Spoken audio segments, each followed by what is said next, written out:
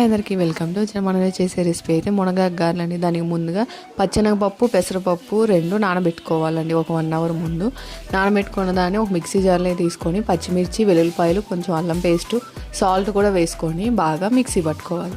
కొంచెం పప్పుగా పట్టుకోవాలండి. దాంట్లోనే ఉల్లిపాయలు జీలకర్ర అండ్ మనం వాష్ చేసి పెట్టుకున్న మునగాకు కూడా వేసుకొని బాగా మిక్స్ చేసుకోవాలి. తర్వాత మనం ఆయిల్ బాగా వేడి చేసుకొని వడల్లాగా తట్టుకొని ఆయిల్లో డీప్ ఫ్రై చేసుకుంటే వేడి మునగాకు గారెలు రెడీ. మనం బియ్య పిండి అయితే కావాలంటే వేసుకోవచ్చు, లేకపోతే లేదండి. బియ్య పిండి క్రిస్పీనెస్ కోసం.